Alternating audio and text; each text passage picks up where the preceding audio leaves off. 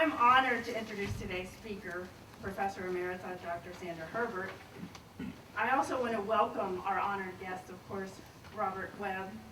And I want to tell you a little bit about the history of the Webb Lecture. You can't talk about the Webb Lecture and its tradition here at UMBC without giving Robert K. Webb's background. The annual Webb Lecture brings a prominent historian of European or British history to campus each fall. The lecture is named in honor of Dr. Webb, of course, whose leadership at UMBC and in the field of history cannot be overstated. Already a distinguished scholar when he came to UMBC in 1975, he served as a full-time faculty member.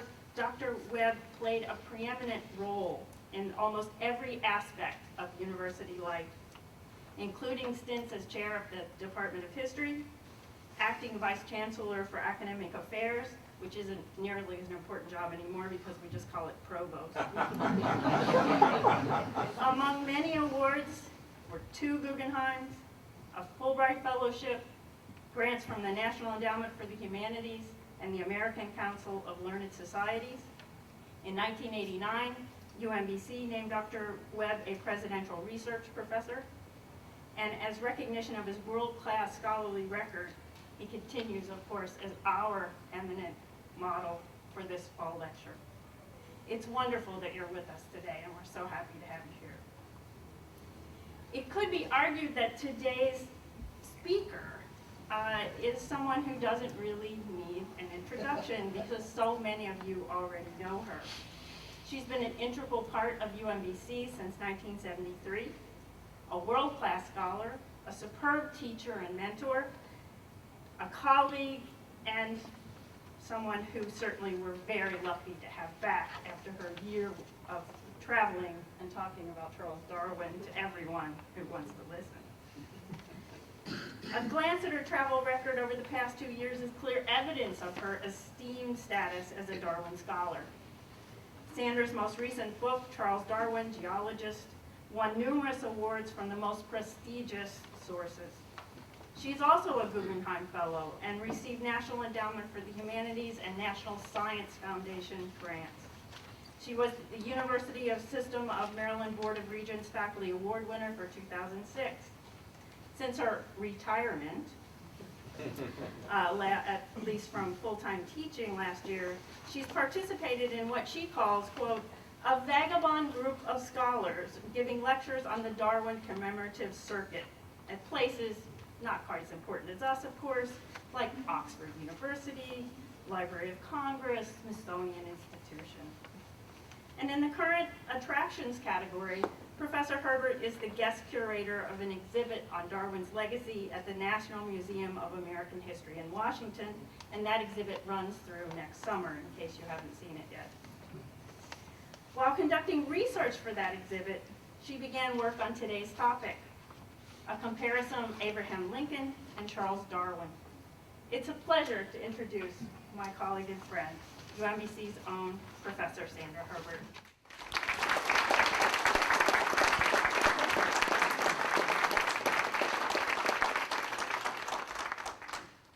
Thank you all for coming. Thank you, Christine Lindenmeyer, for that introduction.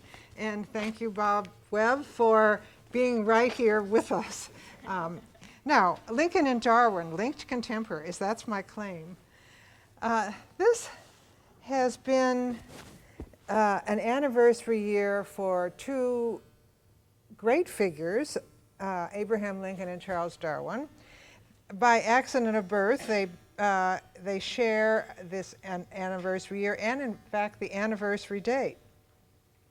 Anniversaries call forth commemoratives, and each man was commemorated by a bronze statue unveiled on February 12th of this year.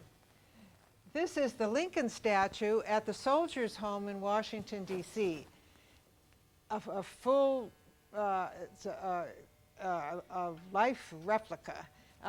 Lincoln spent about a quarter of his presidency at the Soldiers' Home. It's at a higher elevation than the White House. And so he would ride up there at night and sleep in the cooler climate of the Soldiers' Home and then ride back to the White House in the morning. Lincoln's cottage has just opened on that grounds too, and that recreates some of his presidency. He wrote the Emancipation Proclamation on these grounds. This is still a retirement home for enlisted soldiers, as it was during the Civil War. So if you go up there today, you'll likely see some retired soldiers, and they're happy to chat with you. So that's the Lincoln statue unveiled this year. This is the Darwin statue, also unveiled this year on February 12th. This shows Darwin as a young man at Christ College in Cambridge, England. He's shown as a student with books by his side. He's seated on the traditional English garden bench. Now, so each man is great enough to have a new statue this year. And they were born on the same day, many miles apart. What ties them together? First, let's just review their careers, just refresh our memories. And one point I want to draw from this is the arc of their careers is fairly similar. They're born on the same day, and yet their greatest work is done in the late 1850s and the early to mid 1860s. So they peak at the same time, too. Charles Darwin's great book, Origin of Species, was published in 1859. Lincoln runs for the presidency in 1860 and assumes the presidency in 1861. So let's just run through the biography. Lincoln is basically a lawyer, of course. He's licensed to practice law in 1836, inaugurated 61, the Civil War, 61 to 65. The Richmond, the capital of the Confederacy, falls on April 3rd of 1865. Not even 2 weeks later, on the 14th of April, Lincoln is assassinated, dies on April 15th. However, his life work goes on because by the end of the year 1865, the 13th Amendment to the U.S. Constitution is ratified. That's the amendment outlawing slavery and involuntary servitude in the United States. Charles Darwin, also born February 12th, serves as naturalist on HMS Beagle in the 1830s, publishes his great book on the origin of species, 1859, awarded the Copley Medal of the Royal Society of London in 1864. This is, the Royal Society of London was and is the most important scientific organization in Britain, and the Copley Medal is its highest honor. So by getting the medal in 1864, Darwin's life work is recognized. Luckily for Darwin, he did not die an unnatural death. He was able to continue his work. He published 2 more important books after The Origin of Species, one on the descent of man, so he considers the subject of human origins, and he also publishes on the expression of emotion in man and animals, so again tying humans and animals together. He dies in April 1882. In what way are these 2 men contemporaries? I mentioned birth date, I mentioned the arc of their careers. They also are, in some sense, cultural cohabitors. They share something of the same culture. Darwin, of course, is born in Britain. Lincoln is a descendant of British settlers. Neither man visited the other's country, although they both wanted to. Darwin even thought of immigrating here to the mid-Atlantic states. He was worried about how he would educate his children and raise enough money, so he almost emigrated here. Lincoln wanted to visit Britain, though never did. So they're interested in each other's countries. They also share a common culture that's derived from Britain, a belief in the importance of representative government, a constitutional monarchy in the case of Britain, a democracy, a republic in the case of the US. They share a common law tradition. American law, of course, derives from British law, and that's the kind of law Abraham Lincoln studied. And politically, the countries were at somewhat the same place in the 1830s and 40s in that they're both expanding. The British Empire was being built, and the Americans were moving westward. They're moving the westward moving frontier. In religion, they were both from a Christian tradition and Protestant Christian. And they both, men had scientific and techno interests. Both their countries did. This is the age of the steam engine, of railroads, and Lincoln and Darwin made money investing in the railroads. Lincoln served as a lawyer defending the interests of railroads. So there's quite a bit binding them together. There was, however, one great difference, which was the social station into which each was born. Darwin was born into a very wealthy family. the fine Georgian house which his father built on the banks of the River Severn in Shrewsbury in the west of England still stands. He had the best of everything from the childhood. In contrast, Lincoln was born in a log cabin in Kentucky, a cabin with a dirt floor. He, as he often said of himself, had seen a great deal of the backside of this world. Now, what advantage came to Lincoln, to Darwin in being born to a family of wealth was that his life got going more quickly. Lincoln had a hard time getting out of the starting gate. So we'll skip Lincoln as a log splinter and as a hired hand, and we'll start with Darwin. Now, Darwin came from a very distinguished family in Britain. His grandparents were members of what was called the Lunar Society of Birmingham. This was an informal group of friends that included such important people as James Watt and Matthew Boulton, the inventor of the steam engine, Joseph Priestley, the inventor of, the discoverer of oxygen, and the two men who were Charles Darwin's grandparents. One was Erasmus Darwin, the poet and physician, and the other was Josiah Wedgwood, the potter. As a sort of corresponding member were such people as Benjamin Franklin in the US, and also even Thomas Jefferson. So this was a very distinguished group.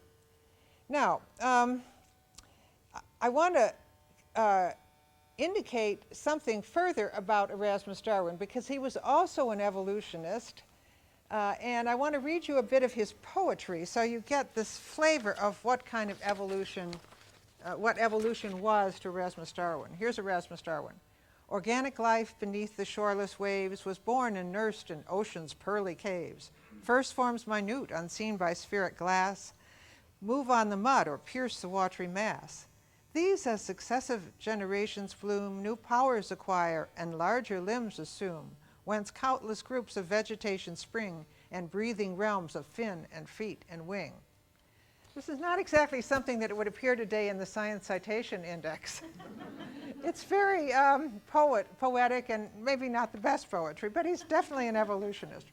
Now, Erasmus Darwin was also very active politically. He was a keen supporter of both the American and the French revolutions.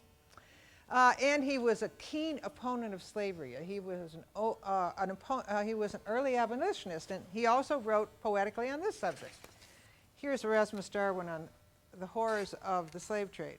Hear, O Britannia, potent queen of isles, on whom fair art and meek religion smiles.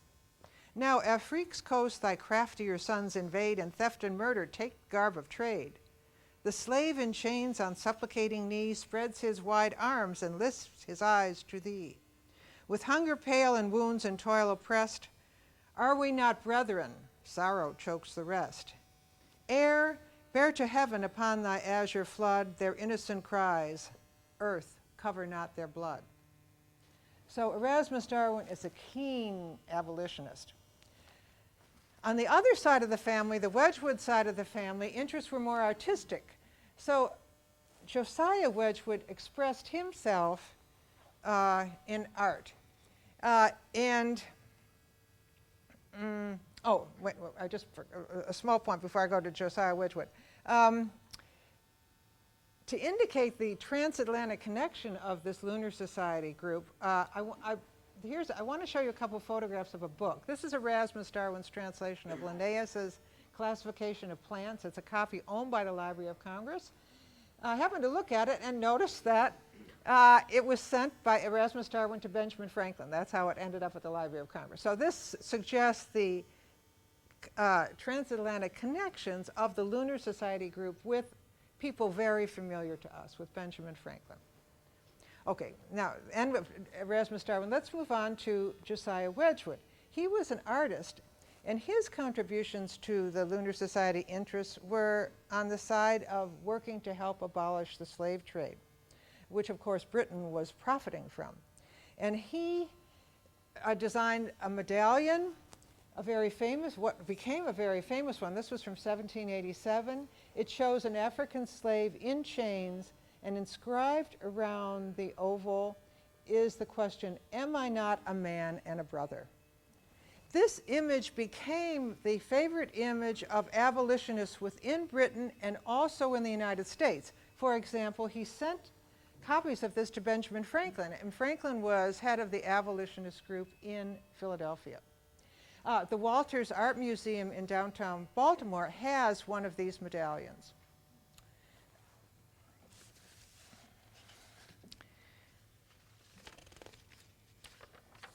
Now, as I mentioned, Darwin got off to a quicker start because he came from a wealthy family.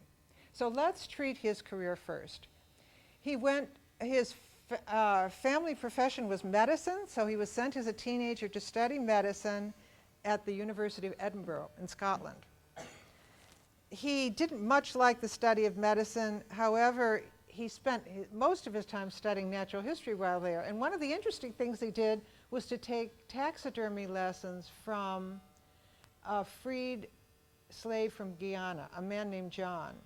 And he comments extensively in his letters from the period and also later in his autobiography about how much this friendship with John meant to him.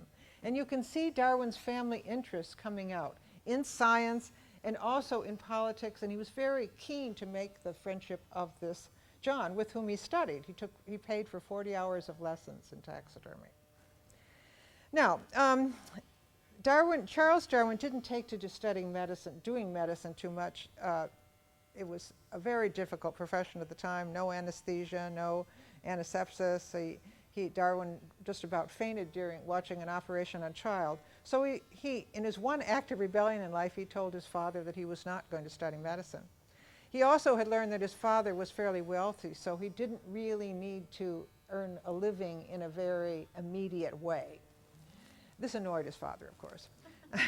Your parents haven't had this conversation with you about how you don't need a profession? Well, but Erasmus Darwin Robert Darwin, Charles's father, was very keen that his son should have a profession. So he says there's medicine, law, and theology, pick one. So Charles looked around and said, well, if I pick theology, I can spend 3 years at an English university, Oxford or Cambridge. Because at that time, what you had to do to be a member of the clergy of the Church of England was simply to take a university degree at one of the English universities. So Charles was sent to the University of Cambridge, where he took a regular undergraduate degree, same degree as everyone else. And to become a cleric in the Church of England, then you didn't go on to divinity school. What you did was to do an apprenticeship with someone who was already a parish priest, and then you were ordained. So that there was no postgraduate training, so to speak. Anyway, as Darwin took his undergraduate degree, he, like many people in their early 20s, looked around and thought, I don't really want to stay home yet and get my country parsonage. He wanted to see the world. And his undergraduate mentor, Charles John Stevens Henslow, arranged for him to serve as an unpaid naturalist aboard a surveying ship sent out by the British government. The surveying ship was going to South America and was then going to do a circumnavigation. And this is the route that the Beagle followed for the next 5 years. Darwin was aboard as an unpaid naturalist. And as you can see in the quotation on the map, he said that the voyage of the Beagle has been by far the most important event of my life and has determined my whole career. This is a painting, an oil painting of the actual Beagle. It shows standing off James Island in the Galapagos archipelago. Now, quietly, the thought of being a parish priest died, and Darwin became more and more the scientist that we know. When he went out, the big issue in natural history was the subject of animal extinction, or of species extinction. It seemed, Georges Cuvier, writing from the Paris Natural History Museum in the late 18th century, it seemed that some species had become extinct. And this was quite shocking to people. Thomas Jefferson, for example, thought it was totally against the economy of nature that this should happen. So it was a very difficult idea for people to accept. The key specimen in helping people decide that species had become extinct was the Megatherium, or great beast in Latin. It's a giant ground sloth, which up until fairly recently, up until 10, 20,000 years ago, used to inhabit the southern portion of South America. Because it died out so recently, there are virtually complete skeletons that can be exhumed from the soils of what's now Argentina. This one is on display at the Natural History Museum on the Mall in Washington. Now, extinction was troublesome as an issue scientifically, and it's the word, we've of course become accustomed to the notion that species can become extinct, but it was troublesome to people in science at that time. And it raised the question, well, are species replaced? Does the providence which provides species initially replace them? So that sort of led to people thinking about the replacement of species, and thereby led to notions of evolution. It's also interesting to me that a vocabulary word, extinction, occurs not only in the dialogue among natural historians, but also in political dialogue.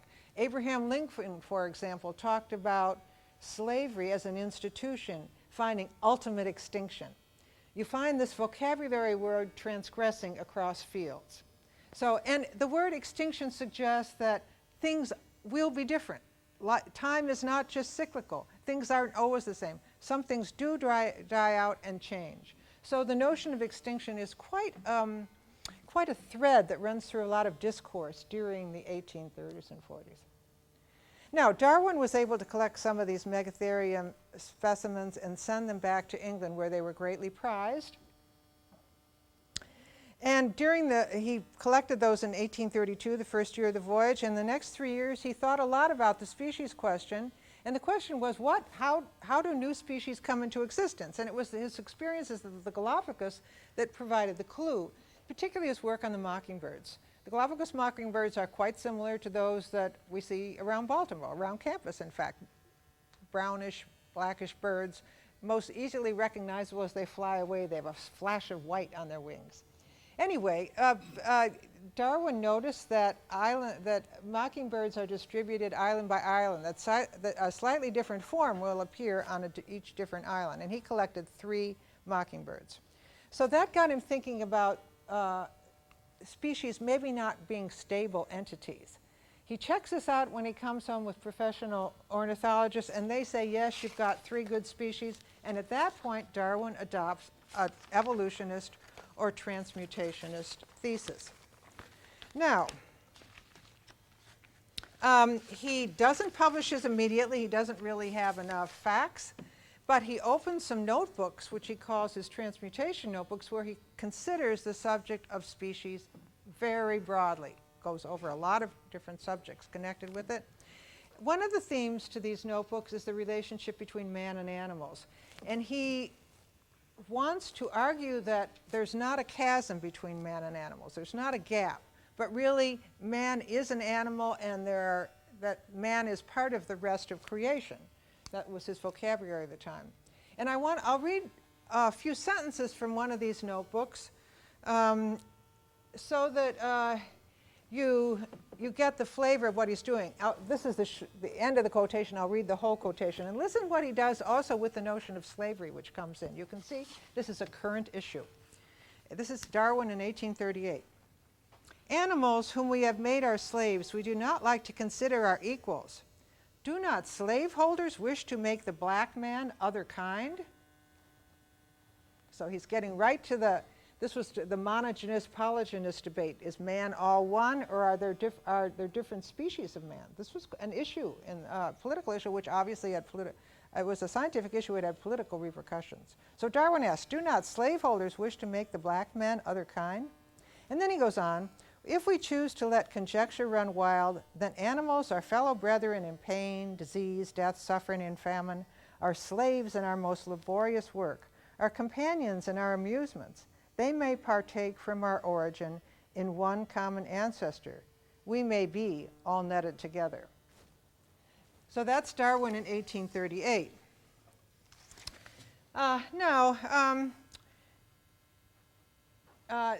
He then goes on he marries in 1839. He publishes his Voyage of the Beagle, which has a long section on the horrors of slavery as he witnessed it in Brazil, such a strong criticism of slavery that late in life he gets a letter from the abolitionist William Lloyd Garrison praising that chapter of the book. He works on his species ideas quietly, but doesn't start to actually write a book till the mid-1850s, and then he publishes that in 1859. That's Darwin in brief. Now, what about links between Darwin and Lincoln? Here's some connectors between Darwin's world and Lincoln's world. First, Charles Wilkes, who was the leader of the U.S. exploring expedition to the South Pacific, 1838-1842.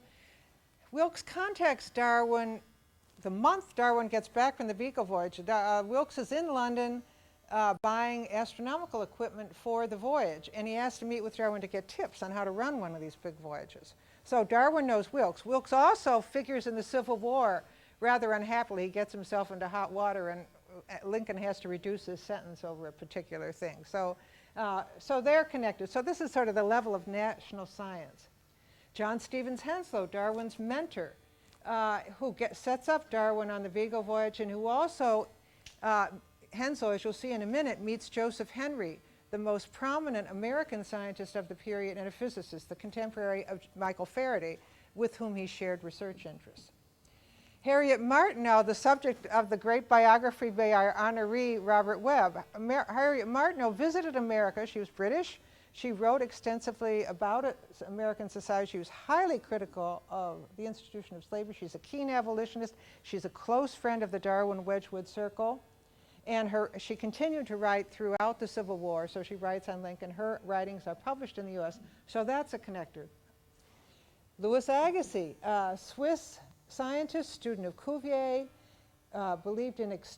did not believe in evolution, most famous for his work on glacial theory and ice ages.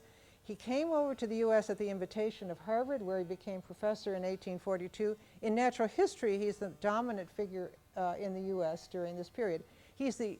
He's one figure that I can say both Darwin and Lincoln actually met. Robert Chambers, anonymous author of the book Vestiges in the Natural History of Creation, an evolutionary work published in 1844. We know that Lincoln read it. I'll read you from that in a minute. Chambers discusses Darwin's work quite a bit, although not Darwin's evolutionary views, which he doesn't know about yet. Asa Gray is the American botanist, became a very good friend of Charles Darwin, also was prominent enough that Lincoln would have known of him. Okay, that's a bit on Darwin. Let's now turn to Lincoln. Lincoln's basically a lawyer. He serves 4 terms in the Illinois legislature. He's a Whig, that is a pro-business person, not a Jacksonian Democrat. He gets his law license, which you can do by apprenticeship, in 1836. He marries a woman from a wealthy Kentucky family in 42. Serves 1 term in the U.S. Congress, and interestingly, he's the only U.S. president to take out a patent, a device to move boats over shoals. More on that in a second. He retires to Illinois in the early 1850s, works mainly as a lawyer, and re-enters national politics in the mid-1850s as the issue of the extension of slavery into the territories comes up. So he reactivates himself, and then, of course, we all know what happens. He helps start the Republican Party, becomes its nominee for president in 1860, and runs in 1860, wins, and becomes president. Okay, now a little on Lincoln as science. Here's a model of what he did, his patent model. The top 2 layers are the boat. The little silver canoe-like things hanging off the sides are floats. He thought, he was an old riverboat aficionado, and Lincoln thought that if a boat got stuck, you could put some floats off to the side and sort of raise it and get those few feet over the shoals and move on. Here's the actual patent model that Lincoln had built and submitted to the Patent Office in 1849. It's on display at the American History Museum down on the Mall. It was transferred from the Patent Office to the Smithsonian in 1922. So you can actually see the real thing if you like. Now, that's Lincoln, the inventor. What about Lincoln, the general intellectual? We know that Lincoln even as a teenager, read fairly widely. He read, for example, Thomas Paine's Age of Reason. So in religious matters, he's a deist, essentially. And we also know that his law partner, William Herndon, was a great reader and read and informed Lincoln of what was going on in the wider world of books. We also know that Lincoln read Chambers' book, Vestiges in the Natural History of Creation, in the 1840s and became converted to Chambers' point of view. And I want to read you something from Herndon's biography of Lincoln, which describes Lincoln's conversion to an evolutionary perspective. Herndon. For many years, I've subscribed and kept on our office table the Westminster and Edinburgh Review and a number of other English periodicals. Besides them, I purchased the work of Spencer, Darwin, and the utterances of other English scientists, all of which I devoured with great relish. I endeavored, but had little success in inducing Lincoln to read them. Occasionally, he would snatch one up and peruse it for a little while, but he soon threw it down with the suggestion that it was entirely too heavy for an ordinary mind to digest. A gentleman in Springfield gave him a book called, I believe, Vestiges of Creation, which interested him so much that he read it through. The volume was published in Edinburgh and undertook to demonstrate the doctrine of development or evolution. The treatise interested him greatly, and he was deeply impressed with the notion of the so-called evolution, universal law, evolution. He did not extend greatly his researches, but by continued thinking in a single channel, seemed to grow into a warm advocate of the new doctrine. This is the 1840s, so we know Lincoln knows of evolutionary ideas and basically agrees with them. Now, do we have Lincoln himself saying this in his own words? I wish we did. I'm still looking. I'll find it maybe. But what we do have, I do want to read you a few scripts from Lincoln itself. I always like to hear people write in their own voice. Lincoln wrote a couple non-political essays, and one of which was a fragment on Niagara Falls. He visits Niagara Falls in the 1840s, and here's what he writes. Niagara Falls. Its power to excite reflection and emotion is its great charm. It calls up the indefinite past, when Columbus first saw this continent, when Christ suffered on the cross, when Moses led Israel through the Red Sea, nay, even when Adam first came from the hand of his Maker, then as now Niagara was roaring here. The eyes of that species of extinct giants whose bones fill the mountains of America have gazed on Niagara, as ours do now. Contemporary with the whole race of men and older than the first man, Niagara is strong and fresh today as 10,000 years ago. The mammoth and the mastodon, now so long dead, that fragments of their monstrous bones alone testify that they ever lived, have gazed on Niagara. In that long, long time, never still for a moment, Niagara never dried, never froze, never slept, never rested. It's Lincoln. 10 years later, even as he's done the Lincoln-Douglas debates and is gearing up to run for the presidency, he gives a lecture on science and technology. His lecture is called On Discoveries and Inventions. He gives it at the Congregational Church in Jacksonville, Illinois in February 1859. He says, "The great difference between young America and old folky is the results of discoveries, inventions, and improvements. These are in turn the result of observation, reflection, and experiment. All nature, the whole world, material and moral and intellectual, is a mine, and in Adam's day it was a wholly unexplored mine. I have already intimated my opinion in the world's history certain inventions and discoveries occurred of peculiar value on account of their great efficiency in facilitating all other inventions and discoveries.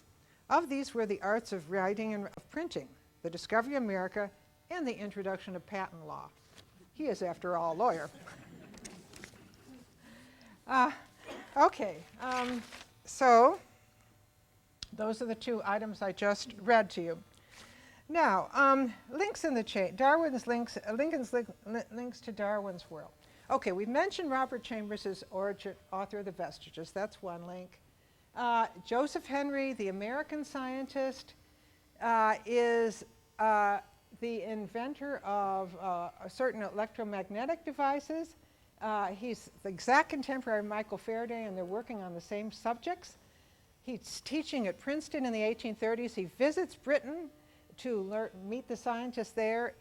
At the Liverpool meeting of the British Association for the Advancement of Science, Michael Faraday introduces him to John Stevens Hensel, who invites him back to Cambridge. And Cambridge tells him about Darwin's ventures. We know that because Hensel had printed up some of Darwin's letters from the voyage. He gives a copy to Henry. Henry takes it back, and it's now on the case for the exhibit. So there's this Lincoln, there's this Darwin, Henslow, Henry link. Spencer Baird is also at the Smithsonian. He's Henry's number 2 and a specialist in natural history. Louis Agassiz, we mentioned the glacial person. Lincoln has met him, and he knows of Asa Gray. So links in the chain. We have Lincoln, Henry, Henslow, Darwin at one level. Then we have the connectors of Agassiz and Gray. Agassiz and Gray are both professors at Harvard. We have the book link, the Vestiges of Creation book. Then we have what I'd call the government science link between the U.S. exploring expedition, the Wilkes expedition, and Darwin. And then we have the political link between the evolutionists, Lincoln, the abolitionists, and Darwin. Now, how did this all, I've set this up. So now everything's coming together. It's the late 1850s. Darwin publishes The Origin in 1859. Lincoln is nominated for the presidency in 1860. How does this all play out? Well, the issue of slavery in the United States was, of course, settled in the battlefield. The issue of the Union, whether it would survive. That's a huge subject which we only need refer to here. In Britain, there was also a battle for public opinion. Where would Britain come down in this war? And of course, the Darwin Wedgwood clan were all in favor of abolition of slavery as soon as possible. So they were part of the British public opinion that was arguing for support of the Union. Now, what about the evolution debate? How does that work out? The Origins published in 1859. Two of the big sites in the US where this gets discussed are the Boston area and Washington, D.C. In the Boston area, you have a number of institutions, American Academy of Arts and Sciences, Boston Society of Natural History, but especially you have Harvard University, which regards itself as the leading institution. And it has two figures very prominent in the debate, Louis Agassiz and Asa Gray. Agassiz is very much against evolution and writes against it in many forums. Gray is very much for it. And so let's do Boston first. Here's the Museum of Comparative Zoology, which Agassiz opened in 1859. Here is Agassiz himself. You see a very relaxed, self-confident person, felt himself the equal to any man. And a great self-promoter, too. I think you can see this from his gravestone. This is his gravestone in Mount Auburn Cemetery in Cambridge, Massachusetts. Mount Auburn Cemetery is famous as one of the first park-like cemeteries in the country. Graves moved out of the churchyard and into a more bucolic setting. Many famous New Englanders are buried here. Agassiz, for his gravestone, chose a glacial erratic. So he's advertising his glacial theory even in death. This guy knew how to do it.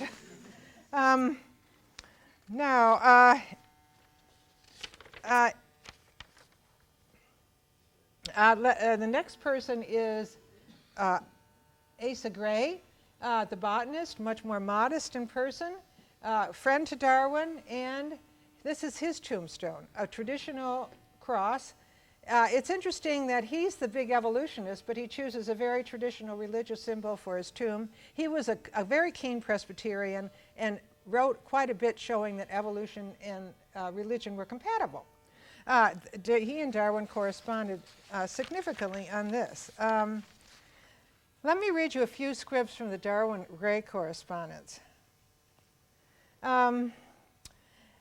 Darwin to Gray, 1861. The war, of course, has just started. Darwin writes, but I suppose you are all too overwhelmed with public affairs to care for science. I wish to God that at the loss of millions of lives that the North would proclaim a crusade against slavery. In the long run, 1 million horrid deaths would be amply repaid in the cause of humanity.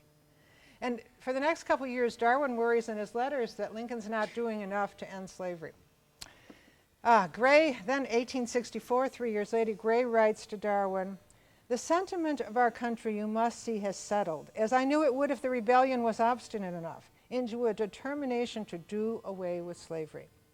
Homely, honest, ungainly Lincoln is our representative man."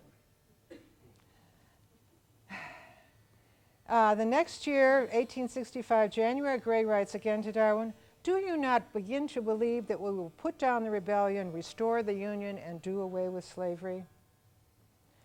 And then the news comes of the fall of Richmond, April 3rd, 1865. Darwin reads it in the Post. And he writes to Gray, April 19th, 1865, "The transatlantic cable has not yet opened. That would be 5 years away. So Darwin does not know that Lincoln is already dead.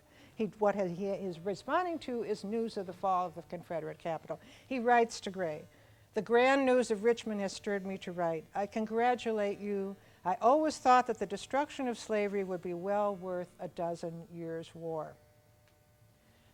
Gray then responds the next month, "We appreciate the good feeling of England in its hearty grief at the murder of Lincoln. Slavery is thoroughly dead. We have a load to carry, but a young and reinvigorated country with a future before it can do and bear and prosper under what might stagger a full-grown, mature country of the old world." Now, so that's the Boston connection. I'd like now to turn to Washington and the Smithsonian Institution. Things were very hot in Washington in the 1860s. The two capitals, Richmond and Washington, are within 100 miles of each other. The Potomac River is a divider. The newly built Smithsonian Castle, built, by the way, from red Triassic sandstone mined in Montgomery County, Maryland, brought down on the C&O Canal. This building just opened in 1855. Joseph Henry is his first secretary. He lives in the building. There are soldiers all around. And, of course, the Smithsonian Castle is within walking distance of the White House. And, indeed, Lincoln walks over to see Joseph Henry all the time. Henry was his key scientific advisor, especially on such issues as the telegraph. Here is Joseph Henry, the man. Now, you'd think that perhaps with the war going on, Henry, as a scientist, would have no time to think about evolution. And he's also a physicist. In fact, Henry does consider this very carefully. He writes to Gray, wanting to know when the Origin American edition is coming out. Gray is arranging for this. Henry gets a copy, and even while he's living at the Smithsonian, goes through it, and he writes in his diary the following. 1862. If we confine our attention to the study of the changes which have taken place in our globe and to those which are taking place, we shall be convinced that almost all parts of its surface have been the theater of upheavals and subsidences, which are in many cases still in progress. Now, the important deduction which we can draw from this is that creation is, as it were, still going on. Creation is, as it were, still going on. So Henry has tipped his hand to his diary. Not overtly, he's not a publisher, he's a government scientist, but he signs on for evolution, as does his subordinate, Spencer Baird. And from that moment forward, the collections at the Smithsonian are oriented towards evolutionary ideas. Now, this is not an easy position to take, and of course, only the war was really of interest in Washington during the 1860s, but you can see that these people are men of many parts, and evolution is on the table as an issue. Now, this was a tricky thing. I just want to indicate that how dense the conflicts were and cross-cutting the tensions were. This is just the Smithsonian governance as of 1862. Abraham Lincoln is ex officio, the presiding officer of the Smithsonian. Roger B. Taney, as Chief Justice of the Supreme Court, is the head of the Board of Regents. That's still the case, it's always the Chief Justice. Of course, Roger B. Taney, for historians here, you'll know he was the Maryland justice who decided the Dred Scott case, which said that slaves, even when they were in free states, still remained slaves. That it was one of the decisions which brought on the Civil War. That's what came, Lincoln's famous House divided speech. The nation cannot stand half slave and half free. And it was really the Dred Scott case that made that perfectly clear that that was true. Okay, so you got Roger Taney as your head. Joseph Henry's his secretary, and he and Baird are keen scientists. They're helping Lincoln on the war. And, of course, they're also interested in evolution. And on your Board of Regents, as your citizen member from Massachusetts, so you have Agassiz, who is a very keen evolution, who's working very hard to keep evolution off the agenda. Now, I promised you that, Lincoln actually met Agassiz, and I want to show you, you'll see what a good politician Lincoln was. I want to show you how Lincoln handled Agassiz. Agassiz comes to the White House in 1864 to pay a call on Lincoln. And here's the report from Noah Brooks, a journalist who was writing up his reminiscences of Lincoln for the July 1865 issue of Harper's Magazine. Brooks. Professor Agassiz and a friend called on the president one Sunday evening last winter, that's 1864-65. The president whispered to Brooks, "Now sit still and see what we can pick up that's new."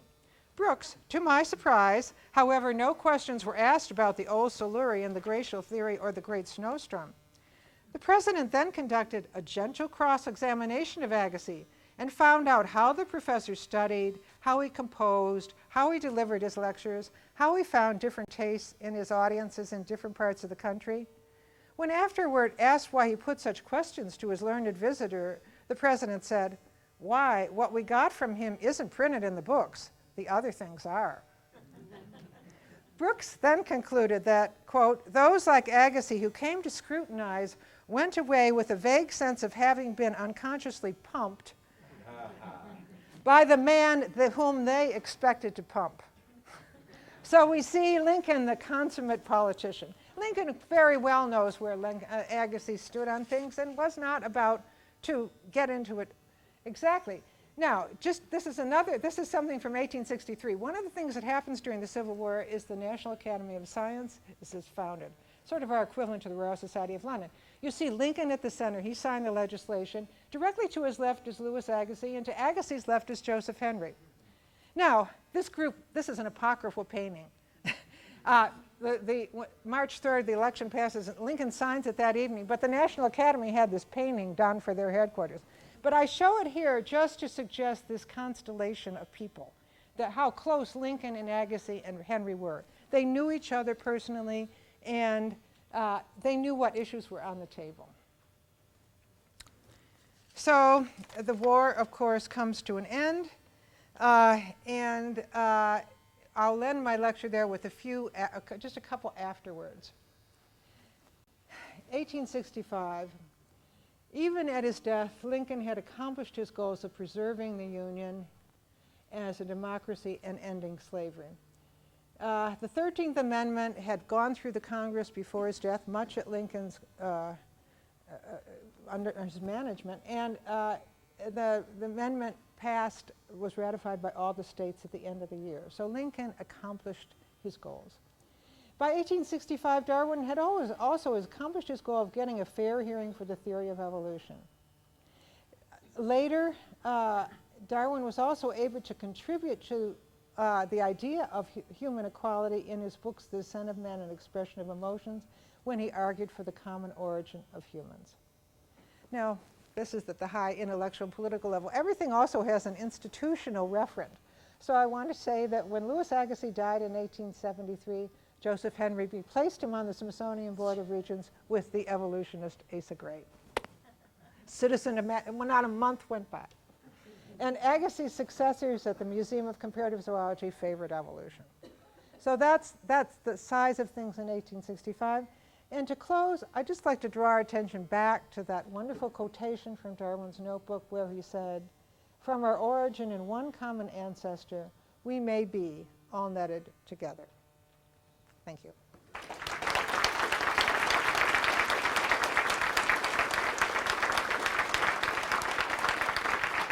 Are you able to take questions? Oh, of course, yeah. Are there questions for Dr. Herbert? Yeah. Yeah, could you say more about Lincoln and Darwin's position on race and racial equality? More on Darwin's especially, position I on mean- race and racial equality. Yes, he saw his theory as completely undercutting the dichotomy between the monogenous and the polygynous. He had felt he had an explanation for the existence of race. It was a case like the mockingbirds of geographical variation. But Yeah. what about Lincoln, by way of contrast? Lincoln, it's interesting. I read this. There's a huge new biography of Lincoln by Michael Burlingame, 1,600 pages or something. And one of the things I'm getting out of it and reading through it, that Lincoln moved on the subject of race a great deal. In fact, to my utter shock, Lincoln was a bit of a race baiter in the 1830s as a Whig candidate, because Martin Van Buren, who was running for presidency and actually won, had advocated enfranchising free blacks into the state of New York. And Lincoln actually went after him on that. That just utterly astonished me. Lincoln was catering to his audience. So Lincoln really moved very far over the course of his career on race. In a way, Darwin, because of his family background, started in the position that Lincoln ended up in. Is that?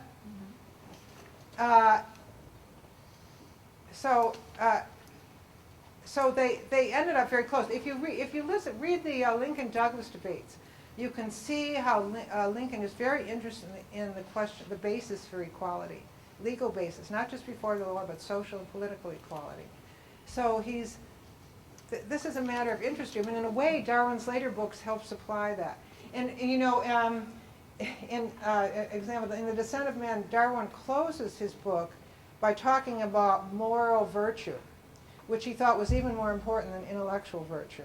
And the person he credits as being the most moral man that he knew of was Thomas Clarkson, who led the debate to abolish slavery in the British colonies. He helped lead the debate in Britain. So Clarkson really is at the top of the list. So yeah, I think they converge. In the 60s, that was their views converge. Sandra, have you had a chance to read the new book Giants, which looks at the parallel development of Frederick Douglass and Abraham Lincoln? It's just come out this year. I haven't. I know that it's there, and I know Lincoln entertained Douglas in the White House. Yes, he did. And at first, in fact, he greeted with him, my friend or something like that. I mean, there was this very warm greeting, and he entertained him in the White House. And Douglas may have gone to the second inaugural. I'm not sure. Did he? It's an interesting connecting of the two people and their lives coming up at the same time as poor boys in America. Yes. Different backgrounds for about it. Yes. So Lincoln really grows a lot in the course of his lifetime. Yeah. Other questions, comments? Yeah. Subsequent developments in Darwin's theory of evolution lead to social Darwinism, which lends again a new rationale for racism for many of his believers. What was Darwin's relationship to social Darwinist ideas in his lifetime? Oh, well, the big fight was among the... Did you hear the question? The question was, what about social Darwinism? And, the big fight right after in the 1860s. In the 1870s and 80s was among the anthropologists and on the issue of race. And the Darwinians, including Thomas Henry Huxley, all favored the notion of common origin. The old phrase was ab uno sanguini, from one blood. Social Darwinism is a bit of a construct by the historians. You know, I mean, I think you have to. It's not anything that anyone called themselves. But but you are right that the post 1865 things go off in a lot of different directions. Yeah.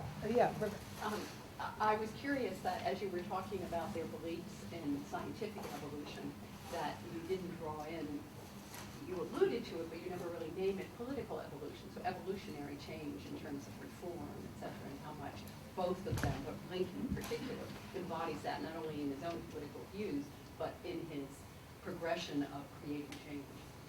Yes, that's right. That essay he wrote on discoveries and inventions talks a little bit about it. He's beginning to be a historian and talking about change and change that is permanent sort of change and a change in institutions. And of course, Lincoln even talks briefly in the 1830s about the vote for women. You know, it's not something that he brings up later, but he brings it up in the 1830s. Well, at the same time that he embodies evolutionary change, he's also, he brought up the concept of extinction, so you can have the extinction of certain old systems. And Yes, create new ones. yes, that's right. And for much of his career, his early career, Lincoln thought that slavery would die a natural death for economic reasons, that it would find ultimate extinction. It was only the opening of the territories and the fight over what will happen in Kansas and so on that we thought, oh, this is not going to just die out. You know, this is, so it became, you know, it became something that had to be dealt with. And then Lincoln comes back from private life and leads the case. But you're right. You do see this tremendous evolution in him So personally. it's evolutionary change, but these are also revolutionary. They're also revolutionary moments, right? And they seem to come together about the same time. Yeah. Anything else? If not, thank you very much.